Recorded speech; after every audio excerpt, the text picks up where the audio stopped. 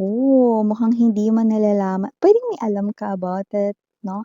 Pero mukhang hindi mo ito as in alam 102%, but I'm gonna tell it sa inyo. It's some kind of a secret. Yeah. And I'm actually seeing, no, in my vision right now, pinkish red.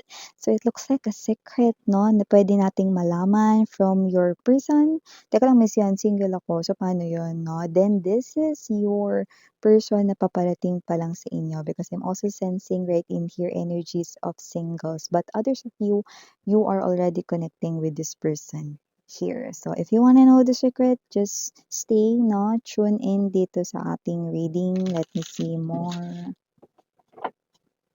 Let us see.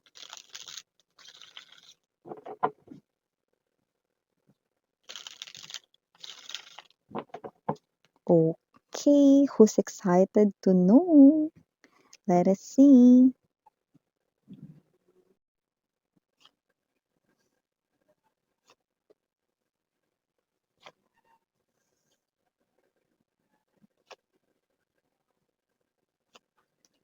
Oh, wow! So, lahat mga babes, halos lahat 'no, ng mga individuals kinatatakutan ang tower 'no, but for this person hindi. Handa siyang harapin ito, Two of Wands energy, ano man ang mangyari, haharapin niya ito 'no, mga towers na ito 'no. Kasi yung iba natatakot 'pag nakita, "Ay, Nemesis yan, tower," yan 'no. Alam niyo mga mahal 'no, hindi dapat katakutan ng towers, okay? So for this person mga babes 'no, nakikita ko rito 'no, pagtapos niya kayong makilala, this is a new person right in here, but for others of you, you are already connecting with this person now 'no. Yung iba nga sa inyo person niyo na ito ngayon, eh, 'no. Yung iba naman paparating pa lang ito with the full card energy right in here. Definitely someone who is willing to take risks dito 'no, for you 'no. Alam mo ang cute nito kasi yung image 'no, it's like telling me 'no, na parang collective, "Diyan ka lang sa likod, ako ng bahala makipaglaban dito." Ya! Ya! Ya! Ya!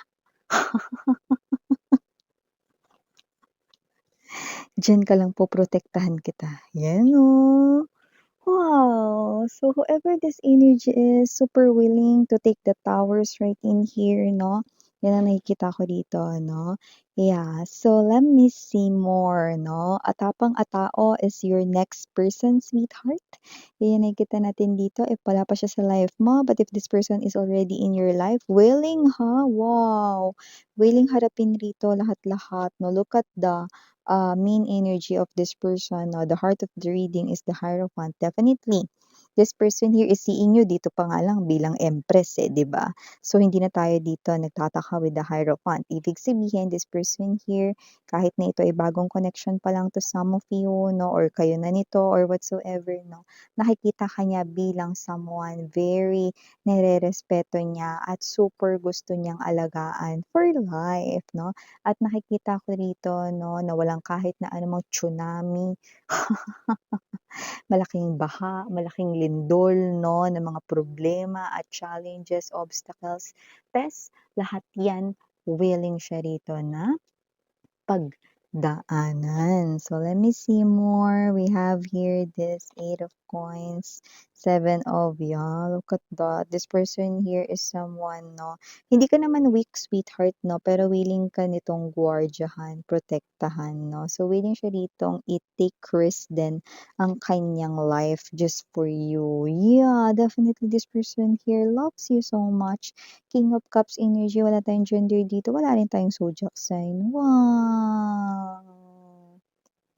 I love it that we've got the Four of Coins, Lovers, and the Three of Wands as combination para sa ating bottom of the deck. So, hi and hello there everyone. My name is Yan. Welcome new subscribers, returning Istam buyers. Thank you sa inyong walang sawang love at support for me po. At kung hindi niyo pa alam, may pata other channel, babe. Just take only what resonates na link down below sa ating description box. If interested, just click that link. Okay, para kayo mapunta there at araw-araw nag-upload tayo ng collective readings for all signs doon. Alright?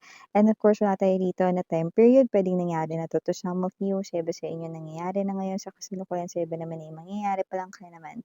Just take only what resonates. But definitely, you're dealing here with someone, no, na matapang siya rito, no? Someone who's definitely not afraid, not scared sa towers na mga paparating rito, mga challenges and tests, no? Because nakita ko dito halos lahat ng mga naging past lovers mo dito, mga duwag, no? They're all cowards, no? Nakikita natin dito that this person is far different from them because this person here, matapang na talaga siya rito at mas magiging matapang siya pagtapos kanyang ma-meet or makilala, yun 'no. Iba sa inyo, andiyan na siya sa life mo, iba sa inyo parating na siya, full energy. This person will treat you like a queen, like a king right in here, Empress energy. Ibig sabihin makikita ka niya bilang not just a princess, not just a queen, but an empress. Makikita ka niya hindi lamang bilang isang page or hindi lamang bilang isang prince or bilang isang king, kundi bilang isang emperor.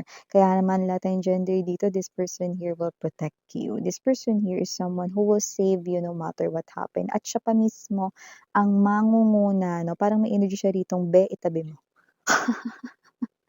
Be, dun ka, you know? So may energy siya rito, no, na hindi ka niya rito hahayaan talagang mapahamak no matter what happen. Baka nga, pag may lamok eh, patay niya yun eh. Just for you, no? Nakita natin dito ni iba sa inyo, there's a clue right in here. This person could be younger than you sa age but doesn't have to be. Just take only what resonates. This person here, you might meet him or her, no, through your kapwa friends, no, that you're already connected with. Yan ang nakita natin dito. And yung iba meron ditong super clue, ah. Paano super clue, miss yan? May pinapakita rito, yung friend ninyo, no, na maaring long hair, okay? Pwedeng boy, pwede rin naman na girl, no? Eh, long hair ang magpapakilala dito sa inyo sa kanya. Okay? So, just take how this resonates. Okay? So, meron ditong energy, no, na nakikita rin tayo na kung sino man to. Definitely, marriage material yung makikita niya sa'yo. And this person here is someone, no, na, alam mo yan, responsible siya rito, no. Hindi rin siya takot sa responsibilidad. Yun ang nakikita natin dito, no. Yung inyong mga ex rito, no, ay nakita natin bilang mga duwag, cowards, at mga takot sa responsibilidad. But this person coming in sa inyong life or dumating na nga, no, is someone who's gonna work things here for you guys, someone who will definitely support you all the way, no, and be with you, lalo na sa mga problema at pagharap ng mga pagsubok dito, hindi yan aatras, no? At siya pa mismo ang gagawa ng paraan, no? Kahit problema mo yan, mga babes, no, aakuin niyang parang problema niya na rin yan, no, upang kayo ay matulungan dito, no, na hindi rito mahirapan at hindi niyo yan dibdibin ng mag-isa dahil nandito na nga siya. Antaray! Kaya kasi naman 'tong mga energies na ito, mga views, nakikita natin dito that this person right in here is someone who really values you, who really loves you. King of Cups energy. Someone who will be magiging stick to one sa inyo. Ikaw lang ang kanya ritong one and only. At nakikita natin dito that this person here will be so expressive rito sa kanya rito na pagmamahal for you, no, his or her words match ang kanya ritong actions. And I do see na nakikita natin dito that this person here will travel a lot with you because this person here could be traveler but doesn't have to be. Maybe this person here is visiting tourist spots, other places, no, beautiful places, no, sa country or around the globe, no, pero gusto niya na kayong isama dito after meeting you guys, no, sa kanyang mga travels, no. This person here is someone who's seeing you as someone very high value.